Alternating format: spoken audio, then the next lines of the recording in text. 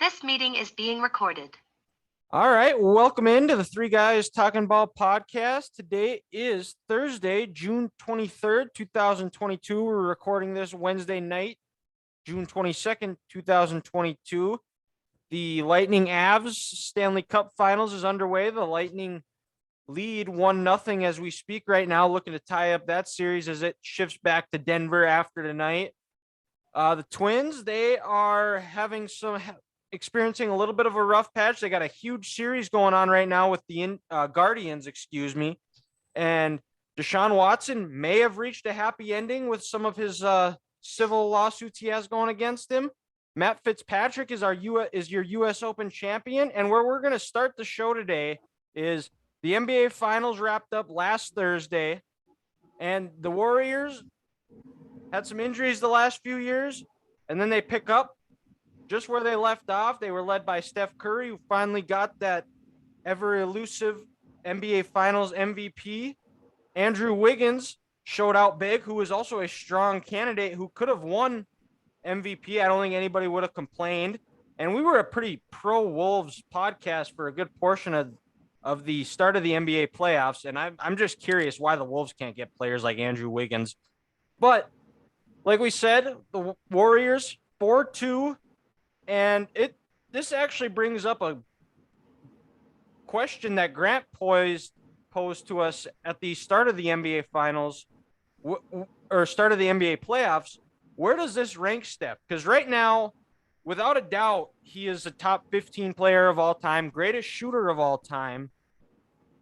And he is right on that edge of a top 10 player. It's an interesting debate. I don't want to get fully into that. I don't want this to turn into an undisputed Skip Shannon or Skip Stephen A debate, but it is an interesting question and I think even a better question is who is a better player of our generation, LeBron James or Steph Curry? Both have 4 finals. Steph has won three of his 4 titles over LeBron, and talent-wise, you could say it's LeBron, but Steph has the accolades and the wins to back it up. What say you guys?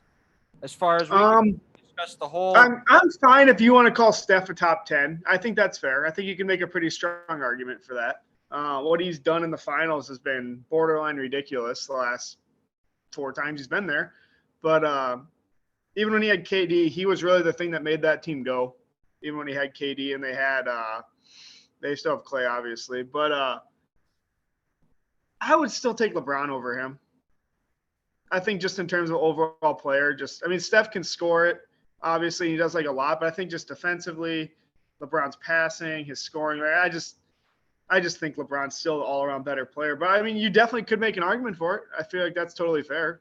Yeah, well, and I won't dispute that. I think overall LeBron's a better player, but I think I would take Steph as a better leader. I would take his shooting. And yeah, I take him as a leader. And head to head, and LeBron's a team killer. He's a horrible GM. He should be fired. Steph doesn't have an ego. He is as egoless as they come. Kevin Durant comes in, lets him take over as the number one. Doesn't have a problem because he'd rather win than be the number one.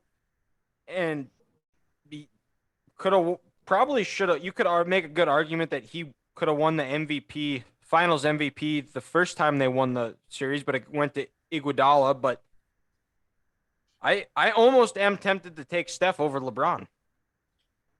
I'm not there, guys. I think that's blasphemous. Like Stephen A said, yes, LeBron's a team killer in these last couple of years. It's all been all about him, his wine, the tequila company he's got now, trying to make movies, moving out to Los Angeles and everything else. But I just look what LeBron did when he carried that 2007 Cavs team to the finals. Just getting them to the finals is insane. And then also what he was able to do this year in 2018, when he just had, Kevin Love and Tristan Thompson and, the J.R. Smith debacle by not putting up that layup after that missed free throw. Look, what he did there. And then, he was the catalyst there in Miami. D Wade stepped aside after LeBron learned after that fallout in 2011. But if it wasn't for LeBron in Game 6 of that series against the Celtics and in 2013 Game 7 against the Spurs. He took that over. That's not taking anything away from Steph, because, I'm with you guys. He's a borderline. If he is top 10 in my eyes, he's probably 8, 9, 10, 11, 12, which, oh darn, the NBA has been around for 75 years and you're only a top 12 player. Shoot. But he's just not what LeBron is as a player, and as he can carry a team. Because I look at it like this: in that 2018 finals, that Golden State team with Durant, Steph, Clay, Draymond, Iguodala, Sean Livingston, and I still think they had Andrew Bogut against Kyle Korver, Tristan Thompson, LeBron, and J.R. Smith. If Steph was on that Cavs team, I'm not even sure that he could have carried them to beat the Celtics. So, these last couple of years, yeah, it's hurt LeBron's legacy, but I'm still taking him over Steph, any day of the week. And look what he did this past year at age 37. I mean, so, it's fair to criticize LeBron in that aspect, but LeBron's a top 3 player in this league of all time. And Steph, again, like I said, oh darn, he's only a top 12 player if that's as low as he goes. Yeah, like I said, I'm not debating as far as talent wise, LeBron's far and away more talented. But I think another argument too you could pose is Steph he changed the game for sure. You see a lot more people. I mean, not everybody is born 6'8", 230 pounds and can just hammer it down.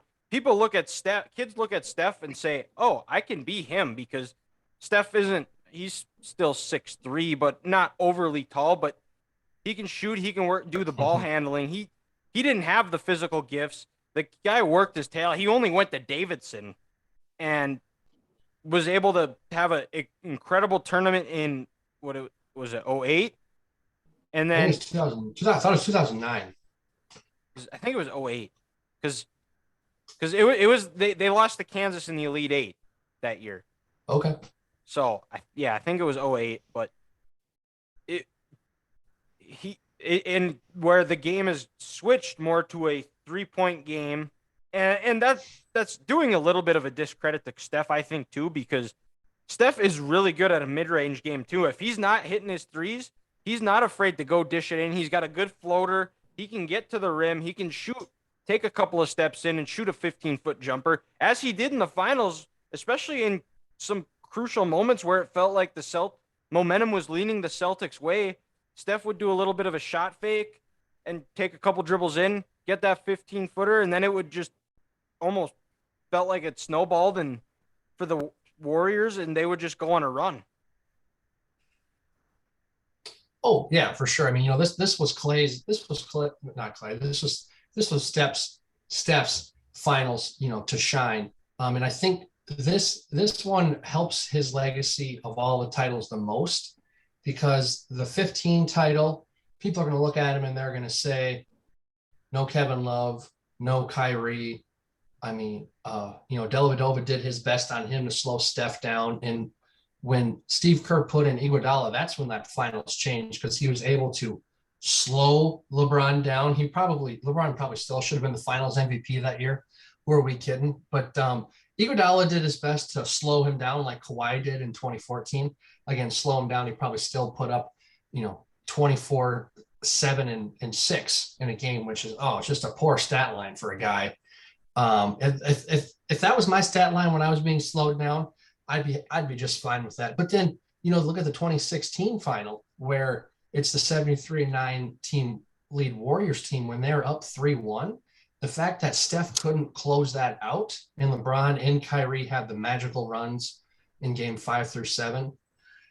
Then, after that offseason, that's when they signed KD. And if you think about it, even though the Warriors went 73-9, they had all that talent, best team in the regular season ever.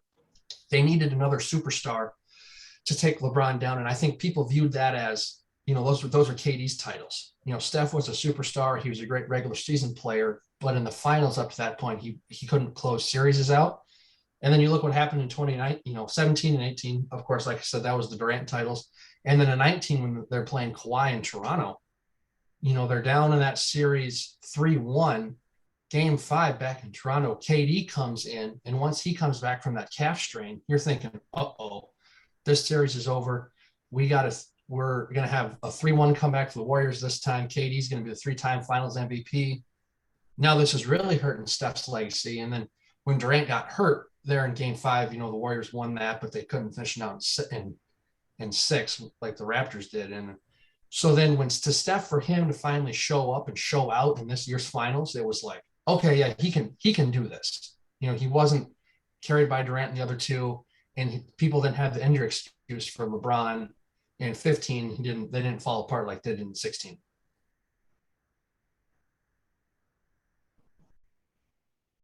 Yeah. All right. So we're gonna have some. Ethan, you got anything to say?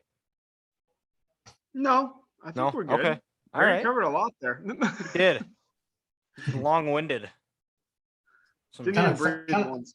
Kind of felt like I was working for ESPN there, just talking and talking and talking. But who knows? It may have been more like JJ Redick, where it made sense, or it could have been blasphemous, like what is it? Russo, the new Mad Dog guy? Where Chris Russo, Mad Dog. That guy, he's a nut. They need to get him off TV. Well, you know who he worked with before? He worked with Mike Francesca, who was also a nut. They had a show together in New York, and it was, yeah. That had to just be 4 straight hours of just nonsense, just straight banter. There was no commercial breaks. There was no advertisement. It was just those two idiots talking for 4 straight hours. It had to. You just go onto YouTube or Google. You can go down a whole rabbit hole of all the stuff, random shit Mike Francesca has said that just was completely just not true. So Russo isn't. He's not new to the talking out of your ass game, but. That's part of the job requirements to work at ESPN. So they got a good one. Very true. Yes. And we'll move over to what happened on Sunday. It was a phenomenal close to the U.S. Open. The course was as advertised. It was ugly. It was rough. If we all would have been playing, we would have shot 132.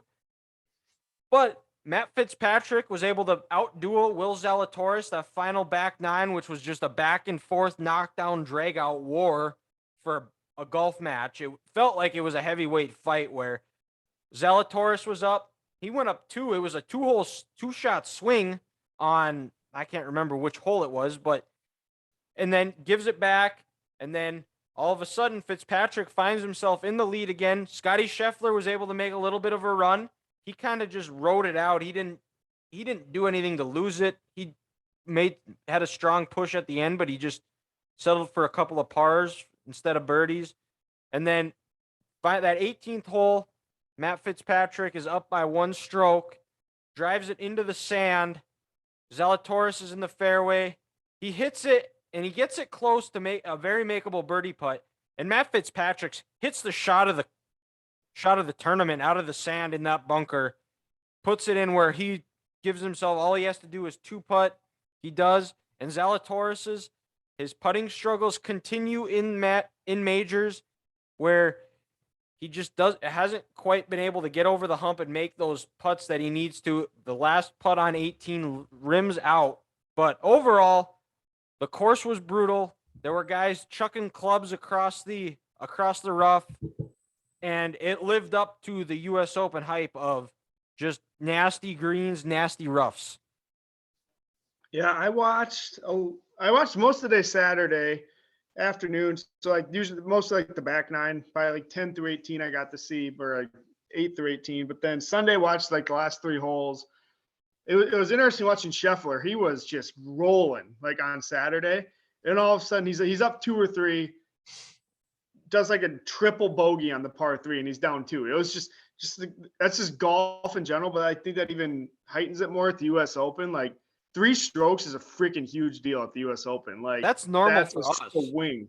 It's just crazy. Yeah, us it's a normal. It's normal for us. We could be Grant could par the first hole. Ethan and I could triple it. The next hole, Grant's tripling it, and we both par it, and we're back to all square. Well, it's funny. Exactly. Ethan, we talked about this on Saturday when we were meeting up. We were going somewhere. We were just like, he had a lead, and before you know it, he puts a shot in the sand, and then he's back and forth.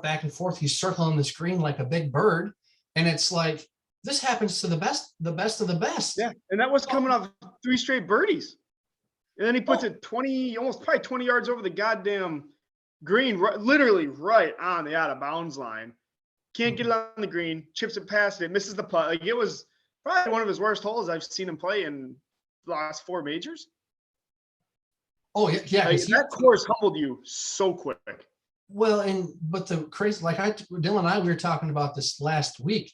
Good Lord, you hit a drive into the rough.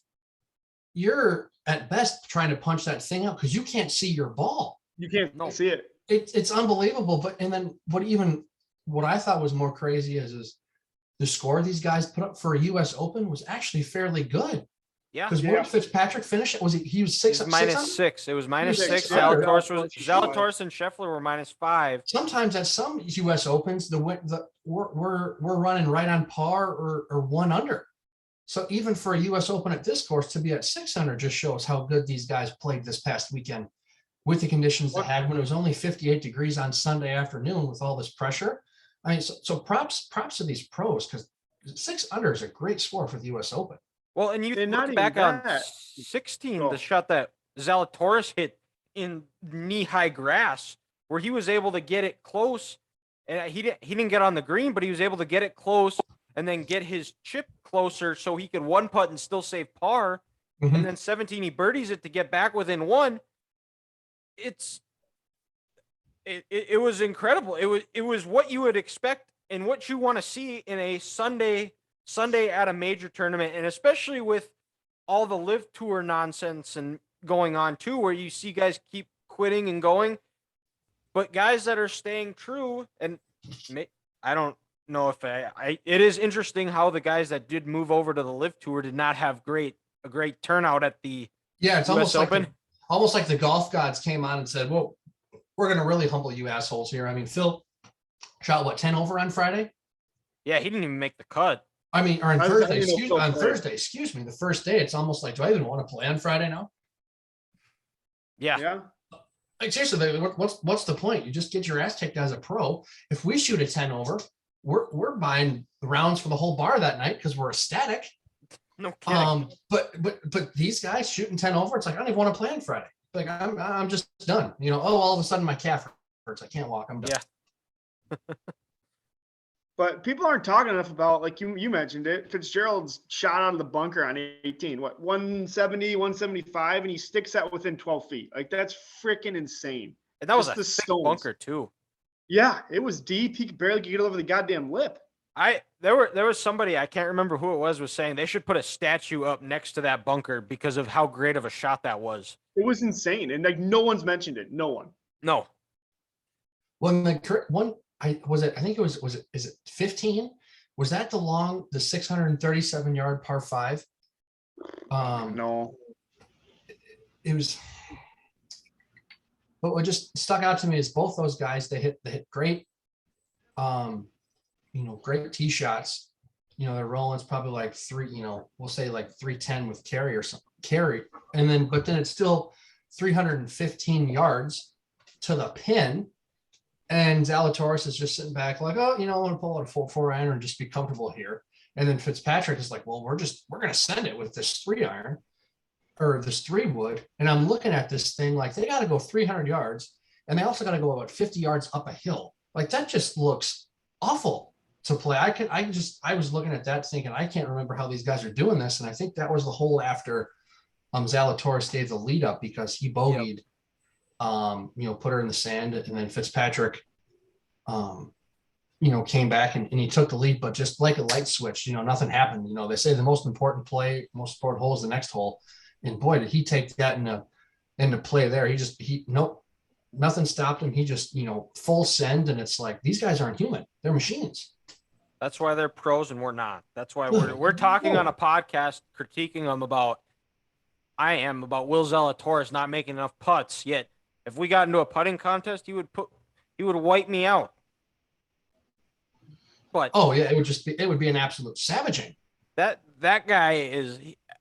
I'm gonna be so happy for him when he finally wins it because he's been so close so many times, and I think he's been in the top 5 of them of major finishes like the last 3 or 4. I remember last year he was runner up at the major at the Masters behind Hideki Matsuyama, who he had a relatable shot on Sunday. I don't know if you guys saw this, but he The was chip. that chip where he chips it onto the lighter rough, and he was in the thick rough, chips it, just goes about 2 feet in front of him into the lighter rough, and then he chips in. Except difference is we're not chipping that in. Oh, yeah. And then, us, we do that kind of bullshit. We're sitting back like, well, they're going to take this again. That's a mulligan right there. This didn't count.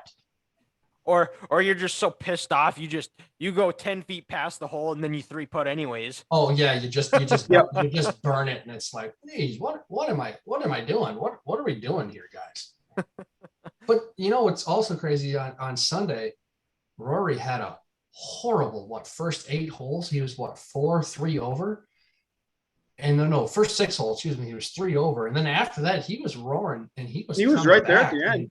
He was right there. So again, this crazy game, you played 12 great holes on Sunday on a major to try to win the U.S. Open, but your first 6 come back to, bite you in the ass. But again, your point, Dylan, with the whole live golf, someone started chanting, fuck Greg Norman. And then Rory, would you give that guy an autograph or something like that? He's staying true to the PJ, and he was right there. So it's always kind of cool. I always like watching Rory play, so I was kind of hoping he could have taken her home on Sunday. He's almost He like the missed Boston so many Celtics. putts Saturday though. Yeah. Yeah.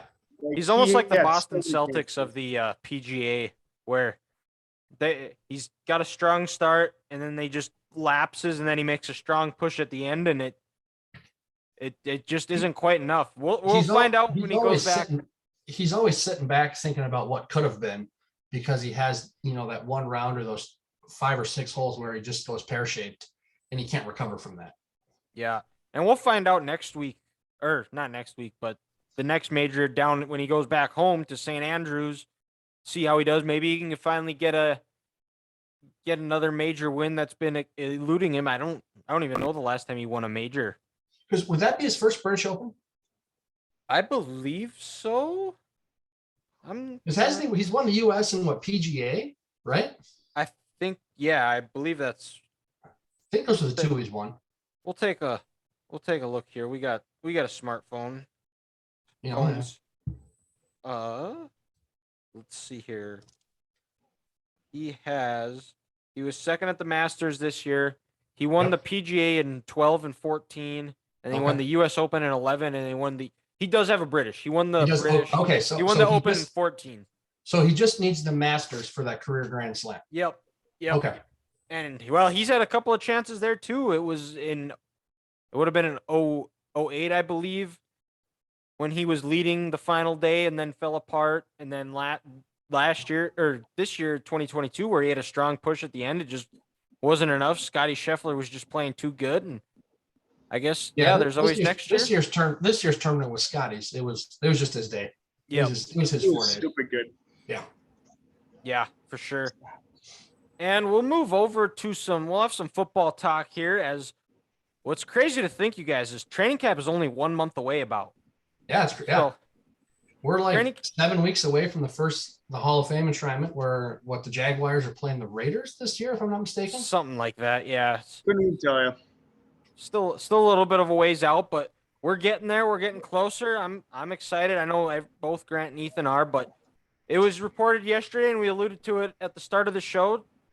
Yesterday, it was Deshaun Watson's lawyer came out and said that he has settled 20 of his 24 civil lawsuits against him, potentially getting a happy ending for him on a conclusion of if he is going to be playing this year. I do think he will be suspended, depending on how much, just based off precedent, because Ben Roethlisberger, when he went through his situation, he got 6 games and other situations, but it got dropped down to 4. So I'm sure there will be a suspension. I don't think he'll get his time served for sitting out last year, because it was mostly because he didn't want to even play, so he wasn't going to play regardless of the suits of what happened. Well, and the Texans also said we're going to make him inactive. They didn't force the NFL's hand. And I've said that multiple times. The Texans just kind of said, put our hands in the air and not do anything about it. It's in a no-win situation for anybody. Oh yeah. It's the most Browns thing ever to trade for a guy you might not get that might not even play for you, or might not play the whole season with you. And question of when Baker is going to get traded, because that still has not happened yet. I know there's some talk of him going to the Panthers for Sam Darnold, but I think he's going to be out for half the year, and I'd be curious to see how he's going to come back and play, because I don't expect him to come back and just flip that switch on. I think when you don't play for 25, 26 straight games, you're going to be rusty, and it's going to depend on how the Browns are able to manage that situation and see what they can do and stay somewhere within that race, because they're also in one of the toughest divisions in football. Yeah, and Yeah. Go ahead, Ethan. Go ahead. But no, you did mention one of the toughest divisions in football. Ravens are going to be a hell of a lot better. Steelers, I mean, they have a good roster. Whether the QB will be kind of remain to be seen. I guess we don't really know on that one. But this whole thing kind of played out like almost exactly how I thought it would. It's he said, she said. There's really no real. I don't know. I guess I couldn't say if there's proof or not. I have no idea. But you're going to probably pay him out, and then you're probably going to get suspended. That's probably what's going to happen. What the Browns are going to do at QB, I have no idea. I don't think you can throw Baker out there. He ain't going to do it. He wants out. He ain't going to stay there. And even if you asked him to be a starting quarterback for a year, I'm pretty sure he'd tell you to F off. And I don't blame him. Baker's in this tough spot too, because if he says, "No, I don't want to play for you. I'm done," because the situation with the Browns and the Panthers for the trade is how much the Panthers want to pay for Baker's salary, since the Browns picked up his 5th-year option. Was it that $19.2 million is guaranteed? Something, yeah. So, but Baker's in a tough spot too for him as a football player, because if he, has a hissy fit and doesn't want to play and says, "Nope, I'm not doing it." Well, the last thing he put on tape was a horrible end of the 2021 season. And he was the reason why the Browns were handcuffed and missed the playoffs last year with all this talent. So even if he doesn't play, he's not helping his future out. So Baker's in a tough spot. The Browns are in a tough spot, but just looking at the Browns schedule right here, guys, now, and how perfect would this be? Is week 1, they play Carolina. Could you imagine if they work something out? Baker gets traded to the Panthers. Week 1, the game is in Charlotte. Bank of America Stadium is rocking because it's week 1. We all have hope before it gets half empty and these Panthers fans say this team sucks. Let's just get him out of here. And then Baker has the game of his life against the Browns. That would be kind of funny, but if I'm the Browns, there's no way I can trade Baker until I know what's going on with Deshaun. Is it going to be 6 games? Is it going to be 8? What's it going to be? Because if you trade Baker and have Deshaun, but he's suspended, who's your backup? I have no idea who that quarterback is going to be. And Stefanski. Kyle Sloter. Oh God, they're in trouble. Or Case Cookus. Or is it still Case Keenum? There's Case. He might be there. I don't know. But Case Cookus is better. I like Case. I mean, he can win you some games. And actually, if that's the case for the Browns, that's not terrible, because as long as you rely on that strong running game and don't make Case have him be the guy, you get him rolling out of the pocket, you can win some games with him. So that wouldn't be the end of the world there. But the Browns, the NFL and the Browns, they got to figure this out before training camp. If I'm the Browns, I'm sitting back and I'm saying, hey, when training camp starts, we need to know if this guy's what's going on here. Just say, hey, you know what? We got the legal stuff for the somewhat figured out, but as a team, and if I'm Kevin Stefanski, I'm looking at this roster like this is a good roster. If we don't win many games, this GM's going to be in the owner's ear, and they're going to be sitting up in that box with that suit on, and he's going to be saying, hey, I gave this guy a hell of a roster. If he can't put it together, it's not my fault. He needs to get out of here, and then Kevin could have a job real quick. Well, so it's a horrible situation for everyone involved. Well, depending on what happens with Deshaun, I think if he's out for an extensive amount of time, I think it's going to be a heavy dose of Nick Chubb and Kareem Hunt. But this is the current quarterbacks on the Browns roster right now. It is Deshaun Watson, Baker Mayfield, Jacoby Brissett, and Joshua Dobbs. Oh, they're screwed. They're screwed. So that's who they have. My guess would be Brissett would be the guy. Brissett would be. And He's serviceable. I think if you ask him to hand the ball off 40 times a game between Chubb and Hunt, I think it would give Stefanski a Chubb, and they could. If it's 8-9 games, I think they have the talent. They have the offensive line to go 5-4, 4-5, somewhere within that. Keep them in, because I do think the AFC North is going to beat each other up this year. So I think as far as seeding wise goes, I think they might be a 3 or a 4 seed. I don't expect somebody to pull away, just because yes, the Bengals went to the Super Bowl last year. They're going to be working. Exactly. They were a 4 seed. Their offensive line, they definitely went heavy with getting upgrades, but they still got to go out there and do it.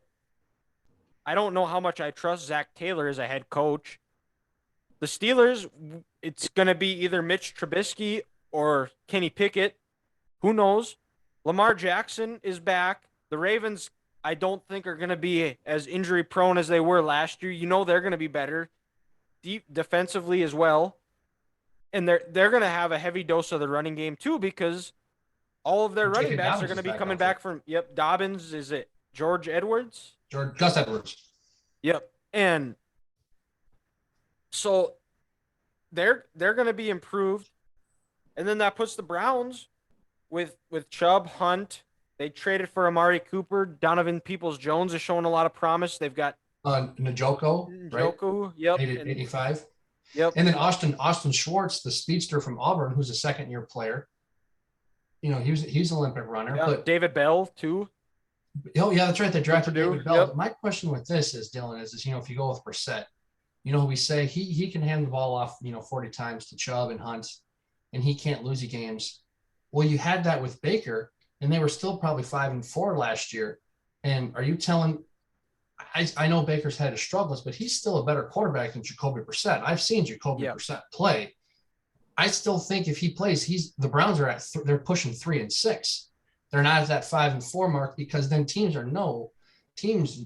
they still have to be a little worried with Baker that he can get on the edge with some play action. But with Brissett, I can't trust him. So I'm putting 7.5, 8 guys in the box, and I'm making him beat me. And right there, I think you're looking at a 3-6 record for the Browns.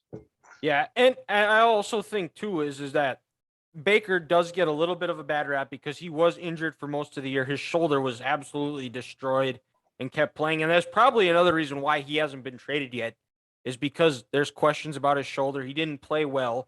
But to Baker's credit, he has as many playoff wins as Deshaun Watson. And he is the first quarterback. He's the best quarterback the Browns have had since Bernie Kosar. So Baker can play in this league. I think sometimes Baker just gets in Baker's way. And that's a fair comparison to say they have as many playoff wins together, but let's push that to the side just for a physical tool set and someone who can carry a team. Yes. Deshaun Watson is a dude. Mm-hmm. He's a top 8 quarterback in this league. The only reason why he doesn't have more playoff wins is because Patrick Mahomes turned on the God mode. And it's not his fault Bill O'Brien called a terrible fake punt. It's not his fault. Bill O'Brien's a terrible GM. It's not his fault that guy fumbled and when Daniel Sorensen tackled him after that first touchdown, and it was 14. Your favorite player. Yeah, Grant's favorite love player, Daniel Sorensen. Have fun in New Orleans, Tom. Have fun in New Orleans going up against Brady. He's going to light his ass up. The little amount of hair that Daniel Sorensen has is going to be gone after this year, after he gives up another 6 touchdowns when he doesn't communicate with his defense. So have a day, New Orleans. You're a terrible franchise. I still can't stand for what you did to the Vikings. So have fun with them and enjoy being in second place in the NFC South this year, missing the playoffs. Sorry, back to Deshaun. And it's not his fault that Bill O'Brien didn't go for it on that 4th and 5. So that playoff loss isn't on him. And remember what he did in 2020 with Brandon Cooks as his best receiver? Yes, Brandon Cooks. The guy still threw for 4,700 yards and went berserk. So again, sorry to go sideways there, but when it comes to on-field talent, Deshaun is a dude, and he's a top 8 quarterback in this league. Okay, and so I have the Browns schedule up. Let's go down. Say he is suspended for 8 or 9 games. That's half the year. Did they What's, do? what's the NFL's thing on personal conduct? Is it 6 or 8? I There feel like isn't those really are a thing. mostly Doesn't vary. just. I think it just varies. I think they just. I think what Goodell does. I think he just has a dartboard in his office, and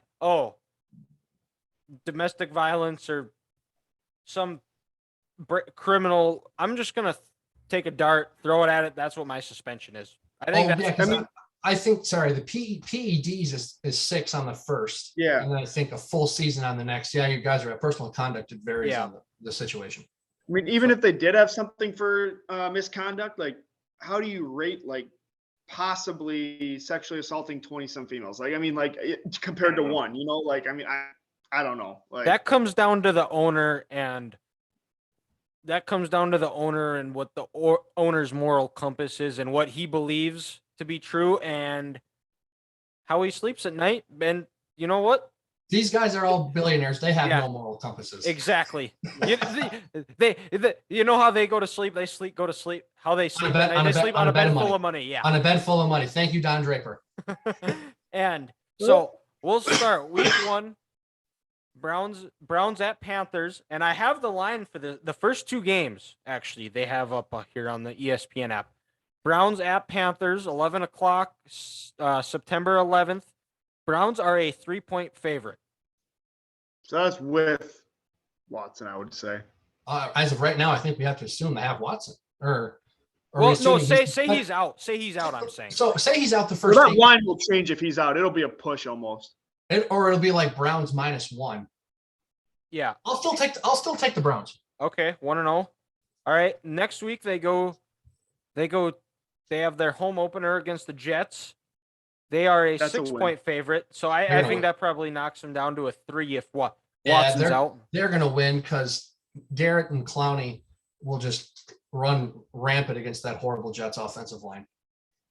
And then on Thursday night, week 3, they have the Steelers at home. Oh God.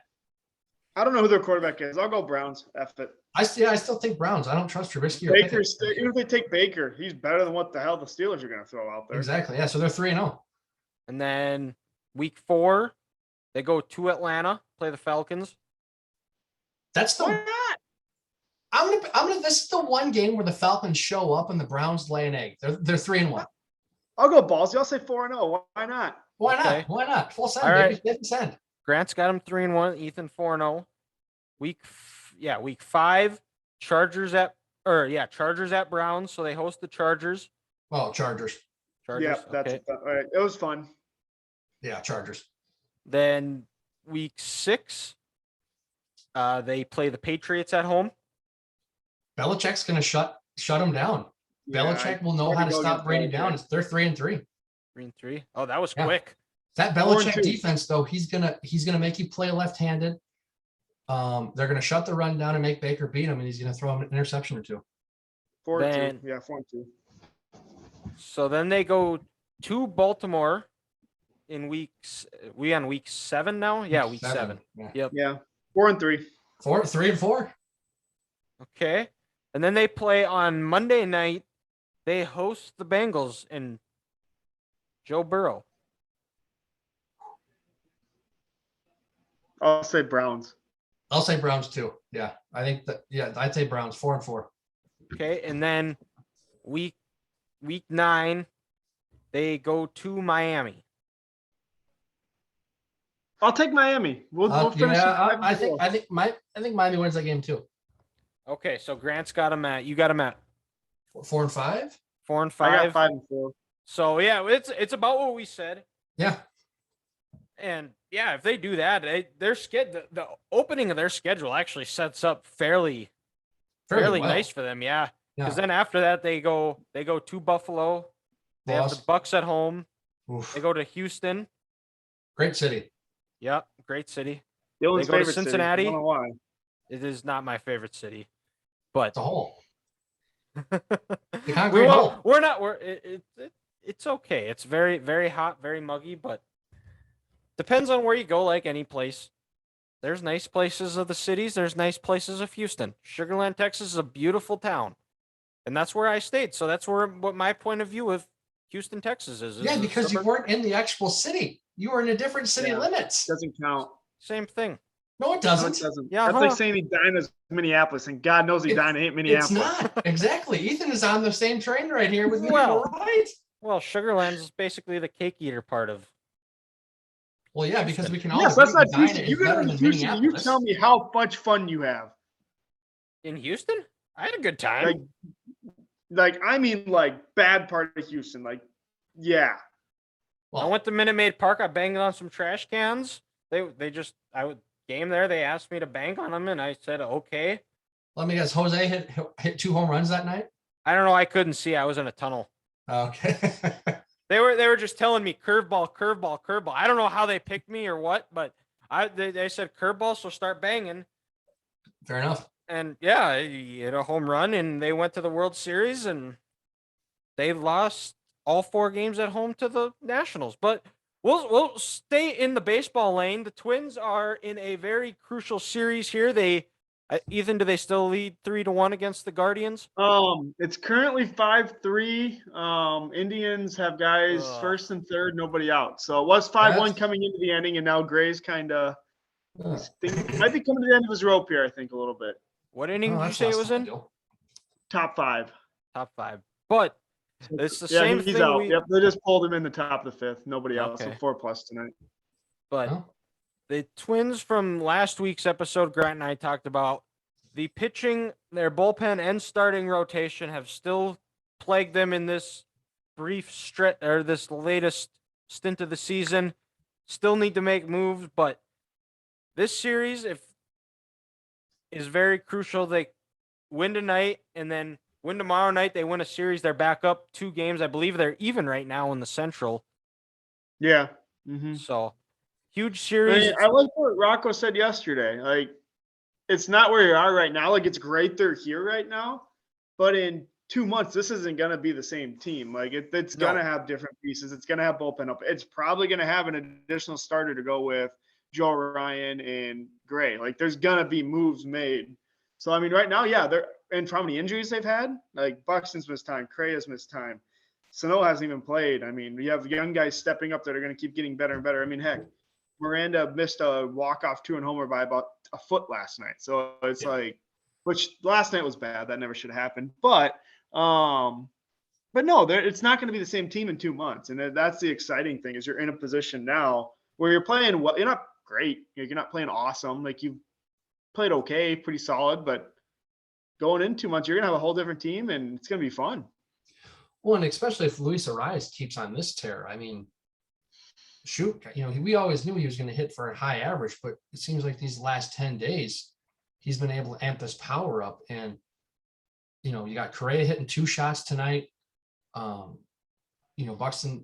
doing his thing all year. If you can get Ariz and Kepler and Sanchez, Miranda, Kirilloff, Larnach, when they get their shot, if they're out able to add to this lineup, when we can get these bodies back healthy after the All-Star game, watch out. I mean, let's roll. When we get to these dog days of summer when it's hot, let's keep Target Field packed on a Tuesday night when the Guardians are in town. You're getting bullpen help here soon. Jorge Alcala is just starting a rehab assignment, so he'll be up here probably in a couple of weeks, and he'll probably be your second setup guy with Duran. Yeah. And it was nice to see Duran get out of that spot Mm-hmm. last night in the 10th. Now we have a it started out, you're thinking, oh, this is Circus. What was that, Ethan? We have Thielbar coming in now, the friggin' circus, so we'll see. Oh Okay. boy. Well, Fingers crossed here, boys. hold on to your Hit 'em in. butts. 6.56 ERA, because I mean, why not? Yeah, why not? Why not? Bring him in. Come on. Hey, We're it's a ready. good opportunity for him to see what he's made of. I Help will him say later on. only 2 of 20 runners that he's came in on base have scored. So I mean, I'll give him credit there. If he gives up runs, it's his own fucking fault. And to this, the credit to this year's team is when they've had a loss like they had last night, losing an 11 in a game where they blew a lead, they've been able to bounce back, and they haven't let one loss become 4 or 5 or 6. I think they've only lost 3 straight twice this year. Wow. Yeah, I think so. That was a big out right there, though. Holy cow. So, And Grant and I talked about it last week. This team is winning in a way where they aren't relying on the home run ball. They're winning by moving guys over. They're winning with their it's been no secret. Their pitching has been a little bit of a struggle, but they've been able to find ways to get wins in spite of it. And the pitching is only going to improve because they are going to make moves. They're going to make some deals. They're going to shore up that bullpen and starting rotation. And we're going to be the Pro Twins positive podcast here and say this team is going to the ALCS. We're speaking it into existence. It's happening. The mirror of positivity coming Exactly. out. I'm going to go into Yankee Stadium, and I am going to have everyone hate me in that stadium when the Twins go in there and take the first 2 games. Hey, I'll be right there with you, man. It's going to be great. I won't have any savings left, but hey, that's all right. Experience is over money. Who needs to retire anyway? Let's live in the moment, it's boys. Stupid. Yep. Like what Johnny Depp said in Public Enemies. Scratch off. That's my retirement plan. Scratch off. Like what Johnny Depp said in Public Enemies. We're having too much fun today to be worrying about tomorrow. Yep. Exactly. Let alone 35 years. That's a long way from now. That's what one of my old coworkers said. The Earth it's is only money. You can always make more. Exactly. Well, Thielbar makes a great pitch to get Jose Ramirez out, and then he throws it up the right field line on a pickoff. So the experience of Caleb Thielbar is back. All right. It's just a glass case of emotions, and we'll move over to milk was a bad choice today, boys. And we don't talk a lot about hockey on here, but it is the Stanley Cup playoffs. On Saturday night, the entire Pepsi Center was singing Blink-182, which we need more of all stadiums singing in unison songs because it is incredible. It just gets you amped up. It sends chills up your spine. And we are in for a great series after the Avs just lobotomized the Lightning the first 2 games. It seems like in game 3, the Lightning flipped that around, and it got a little chippy at the end. Game 4, it was 1-0 at the start of this podcast. I think that's where it still is. Tied up. Oh, it is tied. Okay. Oh, it just tied it up? That's upsetting. But no, the Lightning have calmed the storm from the first 2 games for sure. And they're the 2-time defending Stanley Cup champions, so they're not going to be fret over being down 2-0. Well, and also, guys, they've been down 2-0 twice already in this playoff year. They were down 2-0 the first round against Toronto. And then came and won that series in 7. That was a series where the home team won the first 6 games. And then just a series ago in the Eastern Conference Finals against the Rangers, they were down 2-0. And then, in game 3, they were down with, 10 minutes left to play, and they score 3 straight goals. And then, at that point, when the Rangers were up 2-1, I told some buddies at work, I said, don't let Tampa Bay win game 4. Because if they win game 4, they're going to win the series in 6. Because like you said, Dylan, they're champs. They've been there. They've done that. And what do? They win, the next, 4, 5, 6, and then send the Rangers home. And, Colorado, yeah, like you said, that was an embarrassment on Saturday. If you're a Tampa Bay fan, I mean, they didn't show up. They looked like they didn't want to be there. They were scared, but they went home. They had the home crowd behind them, and Andrei Vasilevsky finally played like the goaltender he's been all year. Can he kind of calm that storm a little bit? And they got to win. So this is a big game tonight for the Avs, because if you let the defending champs come back 2-2, and if Vasilevsky can keep this going for them, this is where Colorado doesn't want to be. And in return for Colorado, their big thing is, can Darcy Kemper, former Minnesota Wild goaltender, can he keep his head on straight? Because he's been what's holding Colorado back all year. People are like, yeah, if there's one thing that's going to make them not win, it's this goaltender. Kind of like Kansas City in 2018 when Mahomes was coming lighting the world on fire. I mean, this Avs team scores kind of the way the Chiefs did in 2018, but the Chiefs couldn't get a stop. Can Darcy get a stop? We'll see. And tonight will be big. Like you said, it's 1-1 now. So which goaltender is going to hold big and then keep his team in this? Is it 2-3-2 or 2-2-1-1-1? 2-2-1-1-1. Okay. Got it. Okay. Yeah. I think so baseball is the only one that does the 2-3-2 anymore. I think you're right. And if I'm, if I was John Cooper, the Tampa Bay's coach, before game 3, I'm getting in front of my team and I'm saying this. All right, men. We were embarrassed. We had to fly back to Tampa. After these 2 games, they got to go back to Denver. They're going to go back as champs. or we're playing it, or you know what? Why don't we join them and go back? And they won, and they get to go back to Denver. So let's just see how it comes back tonight. And then maybe after tonight, we'll be lucky enough where when they leave Denver, they got to get a plane and fly back to Tampa Bay National Airport and play Game 6 next Wednesday. Or no, Friday, Sunday, excuse me. And Grant, you said at the start of this, I don't think we talked about it on air while we were recording, but I remember after, I believe you said Lightning in 7. Are you sticking with it? I'm sticking with Lightning in 7. They're the champs until someone beats them. I kind of just like Golden State. I'm going to roll with them. And like I was just saying right now, I trust Vasilevsky more than I do Darcy Kemper. And if there's one thing that'll change a series, it's a hot goaltender. Tim Thomas did it in 2011 with the Bruins. Jonathan Quick did it twice with the Kings. Jordan Binnington did it with the Blues and Vasilevsky last year. If there's one thing that will change a series, it's a hot goaltender, and I still trust Vasilevsky more than Kemper. So I'm sticking to my guns, and I'm saying Lightning in 7. Okay. And Kemper's getting peppered right now on a power play, by the way. All right. And then we will move over, and Ethan has curveball of the week. So all right, so this might be a splinker of the week. It's a whole Johan Durant splinker. You don't know what's coming. But This is not good. We're gonna talk. It's more just your opinion in general, but your opinion on automatic flushing toilets. Ooh. Well, And yes, I thought of this while sitting at work today on the toilet. If you wanted to guess. Well, dude, some of your best thoughts in life come from sitting on the john. This is true. These are facts. I mean, You're welcome. I could probably cure cancer if I was sat on the toilet long enough and my feet fall asleep. I get tired, and I'm just not that smart. But no, you're not. I just went there, so that's not good.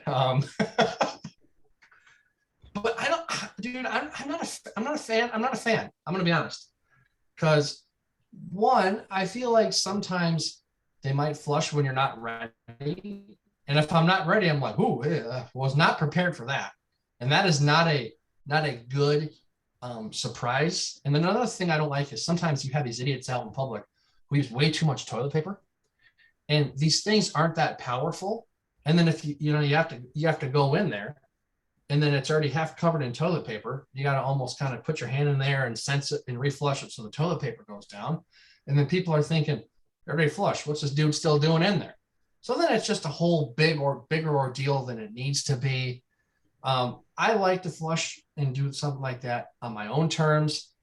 I don't want something automated doing it for me. Not a fan. So what I got out of this is Grant puts his hand in the toilet after he's done using it. If I have to, I will. Gross. That's disgusting.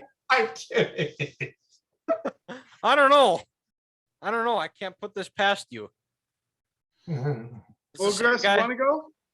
Yeah, I'm not like Grant. I don't put my hand in the toilet after using it. That was I think he's joking. I don't know. I don't want to know. So I guess we'll never know. I mean, this dude did leave his house to go take a crap at a gas station once. So I mean, that's not putting anything past him. Hey, that story was fantastic, by the way. But I have. Someone was just murdered there last week, so it's fine. I didn't go to that case. I went to the Holiday you didn't go to Taco Bell. Yeah. Oh yes.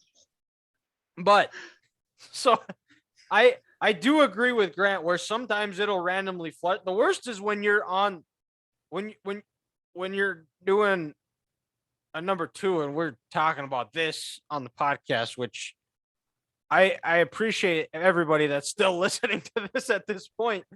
But there's times where you like some of them automatic ones, they get a little trigger happy and they just flush consecutively, and then they splatter everywhere, and then it like sometimes shoots over, and then your pants get wet.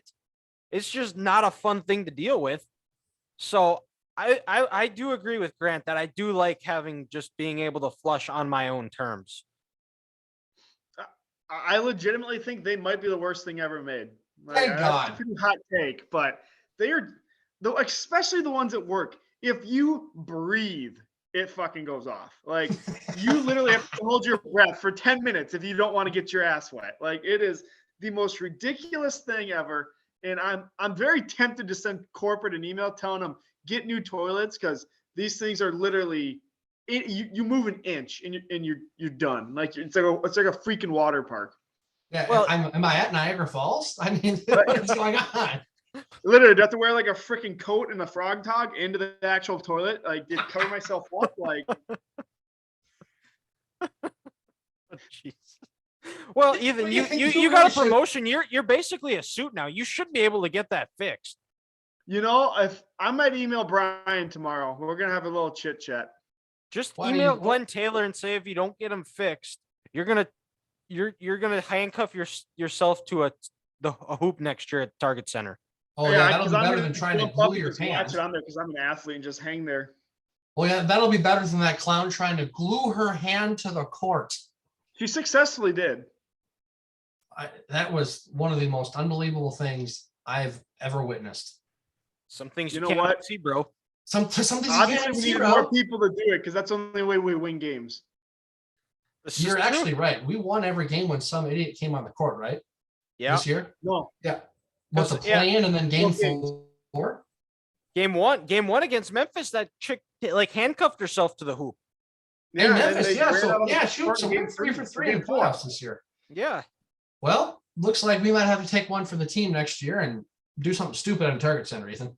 We always do something stupid, so that's really nothing different. We'll just get arrested this time. We'll be famous. Exactly. Well, you got to Well, do it big at that point. Well, Then and then when we do that, we'll be wearing the Three Guys Talking Ball podcast T-shirt. hey, there it is, and that's how We're we're gonna doing it- end the show. We're doing it for the brand, if you think about it. Exactly. That's how we're gonna end the show. We'll talk to you next week.